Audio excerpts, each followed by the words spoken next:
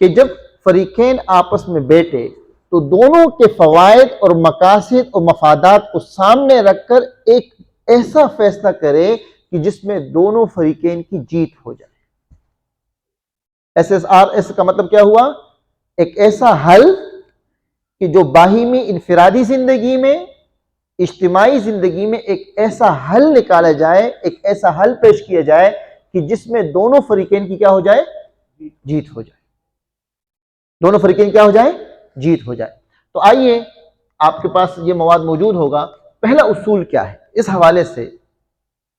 پہلے ضابطہ یہ ہے کہ ہم اپنے لیے کچھ ضابطۂ اخلاق طے کریں، بحیثیت مسلمان ہونے کے، بحیثیت قوم کے بڑے ہونے کے، بحیثیت گھر کے سربراہ ہونے کے۔ وہ یہ ہے کہ ہم اس سلسلے میں اس اصول کے تحت 3 باتوں کو زیادہ فوکس کریں۔ نمبر 1 یہ کہ آپ جھوٹ سے بچنے کی کوشش کریں کہ میں جھوٹ نہیں بولوں گا۔ دوسرا یہ کہ میں کسی کو دھوکہ نہیں دوں گا، اور تیسرا یہ کہ میں کسی کی کمزوری سے فائدہ نہیں اٹھاؤں گا۔ بسا اوقات کیا ہوتا ہے؟ الگ دا دباؤ کا مڑا دادا نسوک تو پوچھ گئی مزید کا، تو ہم کسی کی کمزوری سے فائدہ نہیں اٹھائیں گے۔ یہ 3 باتیں پہلے اصول کے تحت آئے گی، میں آگے اس پر تفصیل سے بات کروں گا۔ دوسرا اصول جو ہے کیا ہے، تیسرا اصول کیا ہے، ہم ترتیب سے شروع کریں گے۔ تو ہم آتے ہیں اب پہلے اصول پر۔ یہ 5 اصولوں پہ بات کروں گا، لیکن ہم پہلے اصول کو پہلے کور کر لیتے ہیں۔ پہلے اصول کیا تھا کہ ایک مجموعہ اخلاقی ضابطہ ہم طے کریں۔ اس میں سے پہلے یہ تھا کہ ہم نے جھوٹ کا سہارا نہیں لینا۔ کس کا سہارا نہیں لینا؟ کیونکہ جب اختلاف ہوتا ہے تو لوگ غلط بیانی ہی کا نام کیا ہے؟ جھوٹ ہے۔ جو لوگ معانی کے اساتذہ ہے، خلاف واقع بات ہی کو کیا کہتے ہیں؟ کذب کہتے ہیں۔ اذا جاءک المنافقون قالوا نشهد انک واللہ انہم لکاذبون، کہ جو بات خلاف واقع ہوتی اسی کو تو کذب کہتے ہیں، یعنی کہ جو بات حقیقت کے خلاف ہو وہ آپ بات کرتے ہیں، اسی کا نام کیا ہے؟ جھوٹ ہے۔ سمجھ رہے ہیں نا؟ تو ہم قرآن مجید کا مطالعہ کرتے ہیں، احادیث مبارکہ کا مطالعہ کرتے ہیں، جب بھی اختلاف ہو تو پہلا اصول یہ ہونا چاہیے کہ ہم نے جھوٹ کا سہارا نہیں لینا۔ کس کا سہارا نہیں لینا ہے؟ اور قرآن مجید کے اندر جتنی بھی لعنت آئی، الا لعنت اللہ علی الکاذبین، اسی طرح قرآن مجید کے علاوہ احادیث مبارکہ میں منافقین کی جو صفات بیان کی گئی ہے، اس میں سے ایک کیا ہے؟ کہ وہ بات کریں گے تو جھوٹ بولیں گے۔ تو پہلا اصول یہ ہونا چاہیے۔ اور اگر ہم سیرت کا مطالعہ کریں تو صحابہ کرام کی سیرت میں، صحابہ کرام کی جو احوال ہے، آپ لوگوں نے بخاری شریف میں اور قرآن مجید میں یا تذرون الیکم کے تحت جو ہے وہ واقعہ پڑھا ہوگا کہ غزوہ تبوک کے موقع پر 3 صحابہ کرام جہاد میں رہ گئے تھے، کعب ابن مالک، ہلال ابن امیہ اور مرارہ ابن ربیعہ رضی اللہ عنہ۔ یہ 3 صحابہ رہ گئے تھے۔ تو آپ علیہ الصلوۃ والسلام جب واپس ہوئے، آپ لوگوں کو پتہ ہے کہ آپ علیہ الصلوۃ والسلام جب واپس ہوتے تو مسجد میں تشریف فرما ہوتے، تو منافقین نے کیا کیا کہ انہوں نے عذر پیش کیا، تذرون الیکم اذا رجع، وہ آئے یا رسول اللہ ہم کو کور کے دا مسئلہ و فلاں کے دا مسئلہ و دا مسئلہ، کیونکہ جہاد سے منافقین ڈرتے ہیں، جہاد کی موضوع پہ بات نہیں کرتے ہیں۔ تو انہوں نے کیا کیا کہ انہوں نے اس سلسلے میں اپنے آپ کو پیچھے کرنا شروع کر دیا اور بہانے بنانا شروع کر دیا۔ حضرت کعب رضی اللہ عنہ کسی نے کہا کہ آپ بھی کوئی بہانہ بنائے تاکہ نبی کریم صلی اللہ علیہ وسلم ناراض نہ ہو۔ تو حضرت کعب ابن مالک نے کیا فرمایا کہ میں چاہے کچھ بھی ہو جائے لیکن آپ علیہ الصلوۃ والسلام کے سامنے جھوٹ نہیں بولوں گا۔ تو حضرت کعب نے سچ بتایا۔ آپ علیہ الصلوۃ والسلام نے ناراضگی کے اظہار کے لیے ان سے منہ موڑا، اور پتہ چلا کہ ہلال ابن امیہ نے بھی سچ کہا اور مرارہ ابن ربیعہ نے بھی سچ کہا۔ آپ لوگ اندازہ کریں کہ آپ علیہ الصلوۃ والسلام کی ناراضگی کتنی گراں گزرتی ہے۔ قرآن مجید نے اس منظر کو پیش کیا، حتی واقت علیہم الارض، زمین باوجود کشادگی کے ان پر تنگ ہو گئی تھی، کیوں؟ آپ علیہ السلام ناراض ہے، پیغمبر صلی اللہ علیہ وسلم خپت ہوئے، لیکن پھر بات چیت بند ہوئی، معاشرتی بائیکاٹ ہوا، طویل واقعہ ہے، آپ لوگوں نے پڑھا ہے بخاری شریف میں۔ لیکن اس کے باوجود 50 دن تک وہ ذہنی جو اذیت میں گزرے کہ ہر دن حضرت کعب فرماتے کہ میں باہر جاتا کہ کوئی بات چیت کرے، گھر والوں نے تعلقات ختم کیا، آپ نے سمجھا کہ اپنے گھر والوں سے الگ ہو جاؤ۔ تو حضرت کعب نے فرمایا کہ یا رسول اللہ ہم اپنے گھر والوں کو طلاق دے دیں یا ان کو اپنے میکے کے ہاں بھیج دیں؟ تو فرمایا نہیں، ان کو اپنے ماں کے ہاں بھیج دو۔ تو معاشرتی بائیکاٹ الگ، گھر میں تعلقات الگ خراب۔ کوئی بات چیت کے لیے تیار نہیں. لیکن 50 دن کی گزرنے کے بعد پھر اللہ کی طرف سے جو ہے قرآن مجید کی آیتوں کا نزول ہوا کہ وَلَا ثَلَاثَةِ الَّذِينَ خُلِّفُوا، وہ جو 3 لوگ تھے جن کا معاملہ مؤخر کیا گیا تھا ان کی توبہ قبول ہوئی، اور پھر حضرت کعب نے وہ اپنے کپڑے مبارکبادی کے نتیجے میں دے دیے اور دوڑتے ہوئے آپ کے مجلس میں آئے. آپ علیہ الصلوۃ والسلام کے چہرہ مبارک چمک رہا تھا. فرمایا کعب آپ کے سچ نے آپ کو کیا دیا؟ نجات. اس سے اندازہ کرے حضرت کعب فرماتے کہ ہمیں یہ ڈر تھا کہ اگر آپ علیہ الصلوۃ والسلام دنیا سے چلے جائیں گے تو ہمارا ایمان کا کیا بنے گا، لیکن اس کے باوجود انہوں نے جھوٹ کا سہارا نہیں لیا. جھوٹ کا سہارا نہیں لیا. حبشی کے پاس جب وفد گیا تھا اس وقت بھی جو قریش کا وفد گیا تھا تو اس وقت بھی صحابہ نے یہی مشورہ کیا حضرت جعفر نے رضی اللہ تعالیٰ عنہ نے کہ بات جو بھی ہو جائے ہمیں دشمن کے حوالے کر لے لیکن ہم نے جھوٹ نہیں. تو آپ سیرت کا مطالعہ کریں، تاریخ کا مطالعہ کریں. اختلاف کی صورت میں لوگ جھوٹے الزام تراشیوں کا سہارا لے کے اپنی جیت چاہتے ہیں. تو پہلا اصول یہ ہونا چاہیے چاہے خاندانی اختلاف ہو، معاشرتی ہو یا سیاسی، جھوٹ کا سہارا نہ لے. جھوٹ کا سہارا نہ لے. نمبر 2، دوسری چیز کیا ہے کہ ہم نے اس سلسلے میں دھوکہ نہیں دینا ہے. ہمارے ہاں کیا ہوتا ہے دھوکہ یا ترویہ. ترویہ اسلامی اصطلاح آپ لوگ سمجھتے ہیں، توریہ جسے ہم کہتے ہیں. توریہ کیا ہے کہ کہنے والا کا مقصد کچھ اور ہو، سمجھنے والا کچھ اور سمجھے. اسی کا نام کیا ہے؟ یہ اسلام مقاصد کے لیے ہو، کسی دینی کام کے لیے ہو تو اس کی تو اجازت ہے، لیکن کسی کو نقصان پہنچانے کے لیے، جیسے حضرت ابوبکر صدیق نے فرمایا کہ رجل یہدینی، یہ تو وہ شخص ہے جو مجھے راستہ دکھاتا. یا حضرت ابراہیم علیہ السلام کے واقعے میں کہ یہ میری بہن ہے، یا کبیر و محاذہ اس بڑے نے توڑا ہے.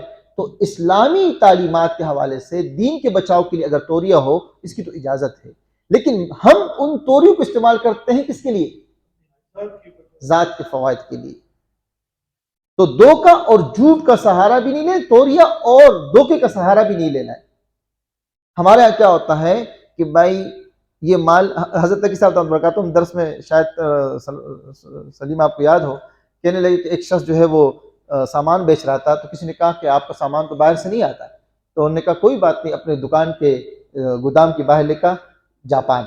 تو کوئی اس سے پوچھتا کہ یہ سامان کہاں سے آیا؟ کہا جاپان سے آیا ہوا ہے. کہاں سے آیا ہوا ہے؟ تو ہمارے ہاں تو چاہے وہ کاروباری معاملہ ہو چاہے وہ خاندانی معاملہ ہو، ہم لوگ زمانے الفاظ استعمال کرتے ہیں تاکہ ہم اپنے مقاصد کیا کر سکیں؟ حاصل کر سکیں. جب آپ عارضی مفاد کو دیکھتے ہیں، اخروی مفاد کو ترک کر لیتے ہیں، تو خارجی چھوٹی چھوٹی باتیں تو شاید حاصل ہو جائے لیکن اصل مقصود کیا ہو جاتا ہے؟ ہوتے جاتا ہے. تیسرا ہم نے یہ کرنا ہے کہ کسی کمزوری سے فائدہ نہیں اٹھانا. کسی کمزوری سے فائدہ، ہمارے استاد سلمان احمد صاحب نے ایک واقعہ سنایا کہ میں کمپنی میں کنسلٹنسی کے لیے گیا تھا کہ ان کے ملازمین کو اور کمپنی کو ترقی دینے کے لیے کیا کیا کیا جائے.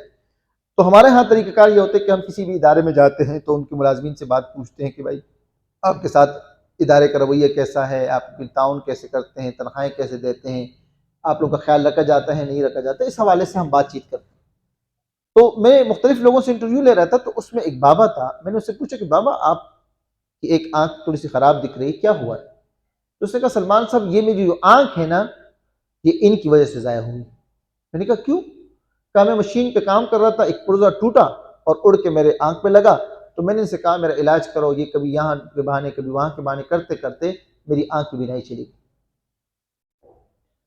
سلمان صاحب کہتے ہیں مجھے بہت دکھ ہوا اور میں نے رپورٹ وغیرہ تیار کی اور ان کو بتایا کہ ملازمین کا خیال رکھا جائے، ان کی صحت کا خیال رکھا جائے. یہ بات نہیں کی کہ بابا کے ساتھ آپ لوگوں نے کیا کیا، یہ تو نہیں کہا. عمومی ایک رپورٹ تیار کر کے ان کو بتایا کہ آپ کو ان باتوں کا خیال رکھنا چاہیے، اور مسلمانوں کے حقوق، پھر ملازمین کے حقوق، ان کے صحت کے حقوق، ان کی تنخواہوں کے حقوق، سب پر ایک رپورٹ تیار کر کے پیش کی. کہا کچھ عرصہ بیتا تو میرے پاس اس کمپنی کا جو سیٹ تھا اس کا ایک شادی کارڈ دعوت نامہ ملا کہ بھائی آپ میرے بیٹی کی شادی آپ آ جائیں. میں اپنی مصروفیات کی بنا پہ نہیں جا سکا. پھر بعد میں ان کے ہاں مبارکباد دینے گیا. پھر کچھ عرصے بعد ہم لوگ جو ہے پارک میں ورزش کر رہے تھے، تو وہ جو سیٹ کا بیٹا تھا وہ بھی میرے ساتھ آیا. تو انہوں نے کہا سلمان صاحب آپ اس جگہ ایکسرسائز کے لیے آتے ہو؟ تو میں نے کہا میں ورزش کے لیے یہیں آتا ہوں. تو اس کا میں بھی یہیں آتا ہوں، میرا گھر پیچھے ہی ہے. تو پھر کچھ عرصے بعد پھر وہ غائب ہوا. میں نے کہا کہ یار آپ کبھی ہوتے ہو کبھی غائب ہو جاتے ہو، کیا چکر ہے؟ تو انہوں نے کہا سیٹھ کے بیٹے نے، اس دوران 5 سال گزرے ہیں، یہ پورے باتوں میں 5 سال گزرے تھے، تو سیٹھ کے بیٹے نے مجھے بتایا کہ سلمان صاحب میری شادی کے بعد اللہ نے مجھے دوسرے سال میں بیٹی کی نعمت سے نوازا۔ تو میں نے کہا اچھا بات ہے، لیکن ہوا یہ کہ ہماری بیٹی جب 2 سال کی ہوئی تو ہم نے اس کی آنکھوں میں تھوڑی سی تکلیف محسوس کرتے ہوئے دیکھی، تو ہمیں ڈاکٹر کے پاس لے گیا، تو انہوں نے کہا کہ بھائی اس کی شاید نظر کا مسئلہ ہو، آپ کسی اور ڈاکٹر کو بتاؤ۔ پھر ہم نے اسلام آباد دکھایا، پھر کسی نے کہا کہ نہیں اس کا علاج کینیڈا میں ہوتا، تو ہم پھر کینیڈا سفر کرنے لگے۔ کینیڈا کے ڈاکٹروں نے جب اس بیٹی کو آنکھوں کا معائنہ کیا تو بتایا کہ اس بچی کی بینائی 8 سال کے بعد چلی جائے گی۔ تو سلمان صاحب میں نے وہاں پر اس قسم کے اور بھی بچے آئے تھے، دنیا میں ایسے بچوں کی تعداد 1 سے 2% ہے کہ بغیر کسی سبب کے بینائی چلی جاتی ہے، ڈاکٹر ابھی تک اس مرض کا علاج دریافت ہی نہیں کر سکے۔ سمجھ میں نہیں آتا ایسا کیوں ہے۔ سلمان صاحب کہتے ہیں کہ یہ جب کہانی سنا رہے تھے تو 5-6 سال پرانی بات میرے ذہن میں، ان کی کمپنی میں جانا، ان کے ملازمین سے بات، اور وہ جو بابا تھا نا، اس بابا کا چہرہ میرے سامنے آ کے مجھے کہتے سلمان صاحب میری آنکھوں کی بینائی ان کی وجہ سے بھی، میری آنکھوں کی بینائی۔ ہم یہ سمجھتے ہیں کہ ہم بڑے سمارٹ ہیں، بڑے ہوشیار ہیں، بڑے سمجھدار ہیں، سامنے والے کو ٹوپی پہنا دیں گے، لیکن اللہ کے علم میں تو ہے کہ آپ کیا کر رہے ہو، اللہ کے علم میں تو ہے کہ آپ سامنے والے کو کتنا نقصان پہنچا رہے ہیں۔ تو جب ہمارے ذہنوں میں یہ ہو کہ ہم دوسروں کی کمزوری سے فائدہ اٹھائیں تو نتیجہ یہ ہوتا ہے کہ کسی وقت ہم اللہ کی پکڑ میں آ جاتے ہیں۔ ہم یہ سمجھتے ہیں کہ خاندانوں کے اندر بڑا بھائی اپنے بڑے پن کی وجہ سے دبا لیتا ہے، یا کوئی اور رشتہ داروں میں جو ہے کوئی طاقتور دوسرے کمزور کو دبا لیتا ہے۔ ہم یہ سمجھ لیتے ہیں کہ ہم نے بڑا مادی فائدہ تو شاید حاصل کر لے، لیکن جب اللہ کی پکڑ آتی ہے پھر وہ بڑی سخت ہوتی ہے۔ تو یاد رکھیں کہ اختلاف میں ہم نے کسی کی کمزوری سے فائدہ نہیں۔ یہ بات سمجھ میں ہوا۔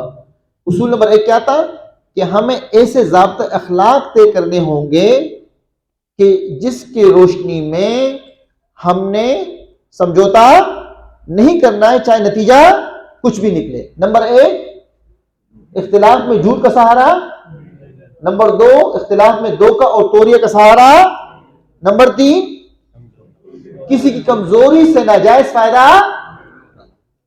یہ بات کلیئر ہوئی؟ ہم آگے پڑھتے ہیں۔ دوسرا اصول کیا ہے؟ دوسرا اصول یہ ہے کہ جب اختلاف ہوتا ہے تو اختلاف کی صورت میں لوگ پوزیشن کو دیکھتے ہیں، الگ مدعا سے اس مدعا کے پیچھے جو وجہ ہوتی ہے دلچسپی کی، فائدے کی، وہ ہم بھول جاتے ہیں۔ یعنی ہم کیا پر فوکس کرتے ہیں؟ کیوں پر فوکس؟ دا ولے دا واڑی، دا سواڑی دا ولے واڑی۔ ہم دو چیزوں میں فرق نہیں کر پاتے۔ ہم یہ کہتے ہیں اس نے یہ مطالبہ کیوں کا تلاش نہیں کرتے۔ کس کو تلاش کرتے؟ کیا کو؟ اس نے یہ کیوں کہا، اس بارے میں دیکھنا چاہیے۔ تو اصول نمبر 2 یہ ہے کہ جب اختلاف ہو تو آپ تسلی کے ساتھ بیٹھے کہ اس نے یہ جو بات کی، جتنا یہ اپنے مدعا پہ ڈٹا ہے، آخر اس کی وجہ کیا ہے؟ پہلے تو اس نے اس طرح کی بات نہیں کی تھی، پہلے تو یہ اتنا ناراض نہیں تھا، پہلے اس نے اس طرح کی گفتگو نہیں کی، آج اگر کی ہے تو کیوں کی ہے؟ آج اگر کی ہے تو کیوں کی ہے؟ اس کیوں کی تلاش کو ہم نے تلاش کرنا ہے۔ پھر یاد رکھیں کہ جو مفادات ہوتے ہیں وہ 2 طرح کے ہوتے ہیں۔ ایک وہ مفادات ہوتے ہیں جو ظاہری ہوتے ہیں، بادی نظر میں سمجھ میں آتے، بدیہی ہوتے ہیں، اور ایک وہ اختلاف ہوتے ہیں، فوائد ہوتے ہیں جو نظری ہوتے ہیں۔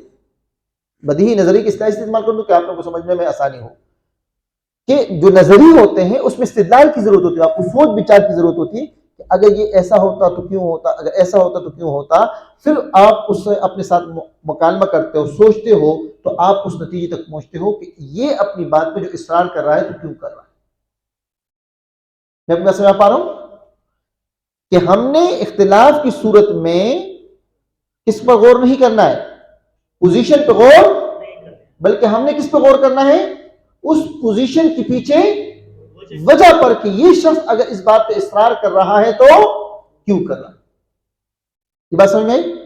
اور پھر اصرار میں بھی ہم نے ظاہری مفاد کو نہیں تلاش کرنا، ہم نے اصرار کے اندر اس کے مخفی مفادات کو، اس کے جو چھپے ہوئے مفادات ہے اس کو بھی ذہن میں رکھنا ہے.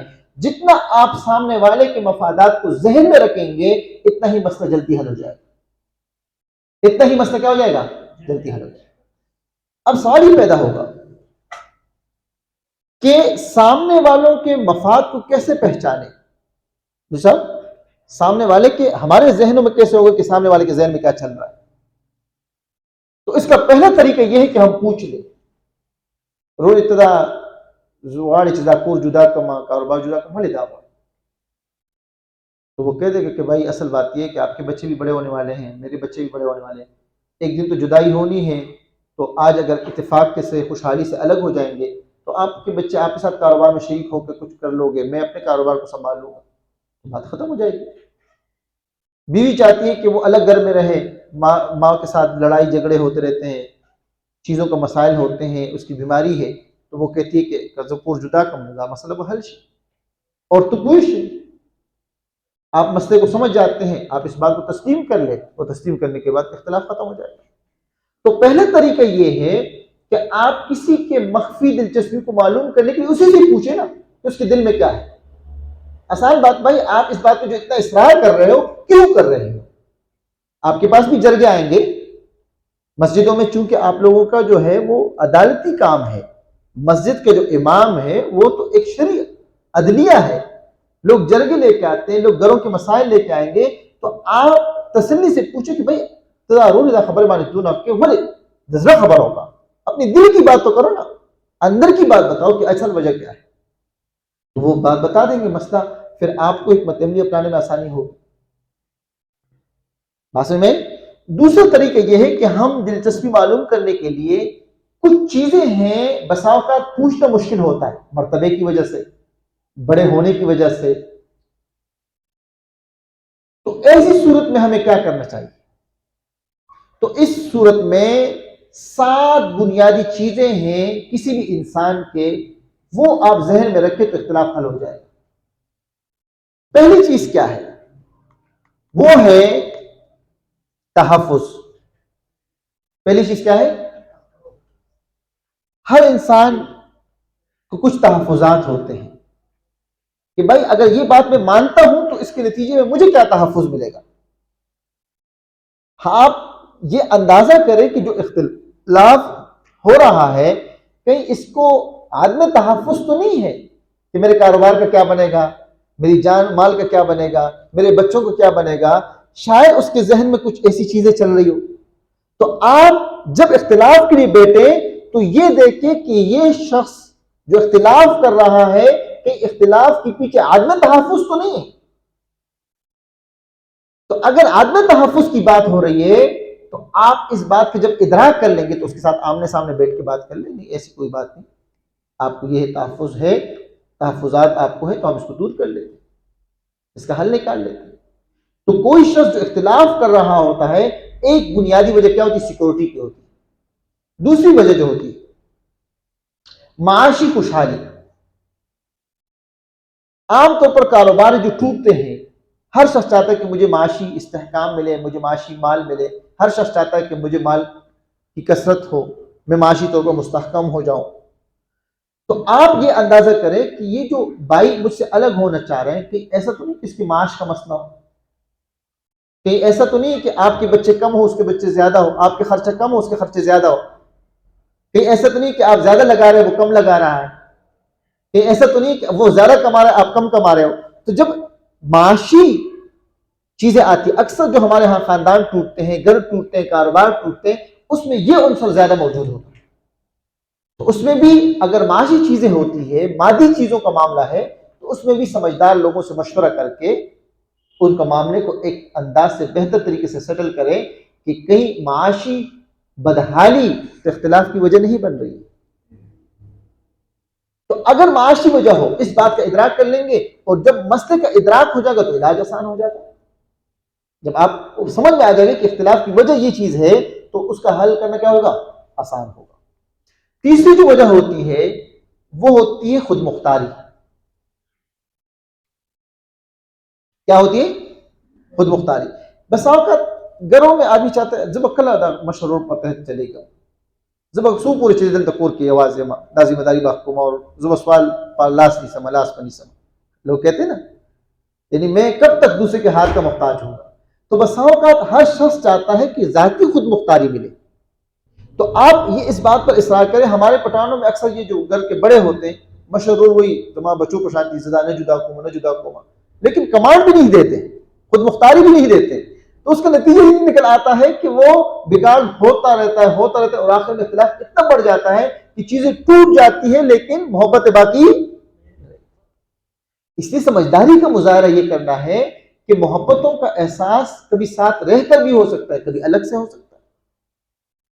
چوتھی جو وجہ ہوتی ہے وہ ہے تبکی دینا، سراہنا. بسا اوقات مشترکہ کاروباروں میں، مشترک گھروں میں ایک آدمی اتنا تک جاتا ہے لیکن دوسرے شاباشی نہیں دیتا. روز دما میں گھٹ احسان آتی ہے دما شمار پرشانتی لوگ کماتے وعدہ کرے دے دما میں گھٹ احسان آتی. ہم کبھی جتاتے بھی نہیں، بتاتے بھی نہیں، دوسرے مسلمان کے احسان مندی کو تسلیم ہی نہیں کرتے. خاص طور پہ جو ساس بہو کی لڑائیاں ہوتی ہیں، آپ لوگ بھی اپنے گھروں میں صاحب اولاد ہو، آپ لوگ کی بھی بیٹیاں ہوگی، بہو گھر میں آئے گی. ہم اپنے بچوں کے لیے کتنا درد رکھتے ہیں. بچے استڑے شرازہ کی نہیں دیتا وہ بوس کا لڑے کو نہ برا کرے، لیکن وہی معاملہ جب بہو ہوتی دس کرو ہو چکا کو نہ کرے یہ کار نہ کوئی. تو اپنے بیٹی کے لیے تو الفاظ بدل جاتے ہیں لیکن جو دوسری بیٹی گھر میں آئی ہوتی ہے ہمارا ان کے ساتھ رویہ کیا ہوتا ہے؟ بالکل الگ ہوتا ہے. تو جب اس قسم کے رویے اپنائے جاتے ہیں وہ بنیاد پڑتی ہے علیحدگی کی، وہ بنیاد پڑتی ہے گھروں کو جدا کرنے کی. ہم اس بات کا ادراک کریں کہ جو محبت اور شفقت ہمیں اپنی بیٹی کو تبکی دینے میں محسوس ہوتی ہے وہی محبت اگر ہم اس بیٹی کو دے دیں گے تو گھر ٹوٹنے سے کیا ہو جائیں گے؟ یہ بنیادی چیزیں ہیں، یہ وہ بنیادی فلسفہ ہے کہ ہم یہ مفاد کو ذہن میں نہیں رکھتا. اگر آپ کی بیٹی کے ساتھ یہ ہو جائے تو آپ کیا چاہیں گے؟ آپ کی بیٹی کا شوہر گھر الگ لے لے تو کہتے ہیں بڑا اچھا شوہر ہے، لیکن اگر وہی آپ کا بیٹا آپ کی بہو کو الگ کرے تو بغیرت خزق غلام درز نہیں شیوی جو مورو جدا کے تو ہماری تعبیرات بدل جاتی ہے، ہمارے زاویے نگاہ بدل جاتے ہیں. ہم اس بات کا ادراک ہی نہیں کر پاتے کہ ہم کہنے والے کیا کہہ گئے. تو کبھی کبھی اختلاف کا جو سبب ہوتا ہے وہ بہت آسانی سے حل ہو جاتا ہے. اس کی پیچھے جو دلچسپی ہوتی ہے وہ تب کی صرف ہوتی ہے. اللہ کا روڈ ڈریر میرا بات بچے سٹڈیشوی کینا مور سٹڈیشوی کینا روڈ تھوڑی سٹڈیشوی بس تو ہاں زبے کو بس اوقات ہم یہ تبکی ہی نہیں دے پاتے. ذاتی خود مختاری پر بات ہو گئی. محبت، عزت، دو چیزیں. بسا اوقات لوگ بہت کچھ کرتے ہیں مڑا ہو مجلس کی میری عزت کی ناغوی چیزیں دی خدمت سب بدل ٹول مجلس کی میں نے رسوا کی خدمتوں نے ڈیر کی ہو مجلس کے بڑا احسان مندی بخار کی تو سب کے سامنے کہیں گے میں نے ان کے لیے یہ کیا ہر وقت اپنے احسانات جتاتے رہتے ہیں. بسا اوقات اختلاف کی وجہ یہ بھی ہو سکتی ہے کہ ہو سکتا ہے کہ آپ سے جو لوگ الگ ہو رہے ہیں آپ سامنے والے کی رسپیکٹ ہی نہیں کر رہے، عزت ہی نہیں دے پا رہے. اور بہت سارے لوگ صرف عزت کی وجہ سے اپنا عزت بچاؤ کے لیے علیحدگی اختیار کر لیتے ہیں. عزت میں خوب دے یار بزکت جدا شو ماں تو پتہ چی نقصان میں کو خدا عزت دیر خوب شے خلق نہیں کر. تو بسا اوقات جو اختلاف کی سبب ہو کہ ایسا تو نہیں کہ آپ کے رویے سے جو اختلاف جنم لے رہا ہے کہ عزت کی کمی تو نہیں. اور آخری چیز محبت. چھوٹوں کے ساتھ بڑوں کے ساتھ تعلق کے احساس کے ساتھ فرق مراتب ہے نا. ہر آدمی کے مختلف زاویے ہوتے ہیں. اگر آپ بڑے بھائی کے ساتھ ایسی بات کرو گے جو دوست کے ساتھ کرتے ہو تو آپ بہت غلط کرو گے. آپ چھوٹے بچے کے ساتھ بڑے بھائی چھوٹے بیٹے بھائی کو ان کے بچوں کے سامنے رسوا کرو گے. وہ آپ کے لیے تو بچہ ہے لیکن گھر کا بھی تو بڑا ہے نا. آپ سمجھ رہے ہیں چیزوں کو. ہم ان چھوٹی چھوٹی باتوں کا ادراک نہیں کر پاتے اور چیزوں کو دوریوں کی طرف لے جاتے ہیں، چیزوں کو توڑ دیتے ہیں. تو یہ 7 بنیادی عوامل ہے. کتنے عوامل ہو گئے؟ یہ بنیادی مخفی دلچسپیاں ہوتی ہے جب اختلاف ہونے لگے. یہ لسٹ سامنے رکھ لو کہ سامنے والے سے جو میرا اختلاف چل رہا ہے اس کے پیچھے کون سی وجہ ہو سکتی ہے. محبت کا مسئلہ ہے، عزت کا مسئلہ ہے، ذاتی خود مختاری کا مسئلہ ہے، تبکی دینے کا مسئلہ ہے، یا معاشی مسئلہ ہے، یا تحفظ کا مسئلہ ہے. جو ان 7 میں سے کوئی ایک نہ ایک وجہ ہوگی آپ وہ وجہ دور کریں اختلاف ختم ہو جائے. پارٹنر آپس میں کاروبار الگ کرتے، کیوں؟ یا دنما تحفظ دا بسوا سے ترقیوں کی نما بپری کی تھی، کہتے ہیں نا، آپ اس کا وہ تحفظ دور کر لو نا. کاروبار میں ایک بھائی دوسرا پارٹنر سے کاروبار کرتا ہے، الگ کا 10 نے دامان سب اخلاق کی سب پٹائی، آپ حساب کتاب سامنے رکھے کہ نہیں ایسی کوئی بات نہیں، یہ چیزیں ہیں آپ کے سامنے. تو یہ سب بہت بنیادی انسانی ضروریات ہے جس کی وجہ سے رشتے ٹوٹتے ہیں، جس کی وجہ سے خاندان ٹوٹتے ہیں، جس کی وجہ سے علیحدگیاں ہوتی، جس کی وجہ سے قتل ہوتے ہیں. ابھی گزشتہ دنوں پشاور میں جو ہے ایک سنار بھائی تھے، انہوں نے آپس میں جو ہے جائیدادیں خریدی تھی. استاد جی کو واقعہ پتہ ہو، مسان چوک کے جو سنار تھے، انہوں نے کیا کیا کہ ایک سنار کی دکان کراچی میں تھی، 2 سونے کی دکان جو پشاور میں تھی. انہوں نے کاروبار شروع کیا، یہاں کے جو بھائی تھے اس سے پراپرٹی خریدنے لگے، پراپرٹیوں کی قیمت بڑھ گئی. تو اب وہ یہ کہنے لگے کہ یہ پراپرٹیاں تو ہماری ہے. وہ کہہ رہے تھے کہ نہیں، کاروبار تو مشترکہ چل رہا تھا. جب کاروبار مشترکہ چلا، اسی مشترکہ کاروبار سے آپ ہم وہاں کام سنبھال رہے تھے، آپ یہاں کے کام سنبھال رہے تھے، یہ تو برابر تقسیم ہوگی. اور ان کے ذہنوں میں تھا کہ نہیں بھائی، کاروبار ہمارا الگ ہے اور سونے کا کاروبار الگ ہے. یہ باتیں جو ہے شروع ہوئی اور کرتے کرتے ایک بھائی نے اپنے 2 بھائیوں کو اور ایک بھانجے کو، بھتیجے کو قتل کیا. اور ہم آپ سب ان واقعات سے واقف ہیں. تو اگر یہ 7 چیزیں ہمارے ذہنوں میں ہو تو کیا ہوگا کہ ہم آسانی کے ساتھ مسئلے کے اصل جڑ تک پہنچ کے مسئلہ حل کر لیں گے. ہم اوپر سطح پر محنت کرتے ہیں، اصل جو امراض کا جو جڑ ہے، اختلاف کی جو جڑیں ہیں، اس کو نہیں کاٹتے. تو یہ 7 بنیادی مفادات ہیں جو کسی بھی انسان کے ہو سکتے ہیں. یہ بہت اہم ہے اور آپ کے پاس صفحہ نمبر 7 پر موجود ہے. ٹھیک ہے، مواد آپ لوگوں کے پاس موجود ہے. میں اس لیے وہ کر رہا ہوں تاکہ کل آپ لوگ کسی کو بتائیں تو آپ کے پاس یہ لسٹ موجود ہو. اچھا جی، اب ہم آتے ہیں اصول نمبر 3 پر. اصول نمبر 3 یہ ہے، اختلاف جب ہو، ایک نظر آپ لوگ پڑھیں پھر میں آگے بڑھ لیتا ہوں تاکہ اصول نمبر 1 بھی پڑھ لیں، اصول نمبر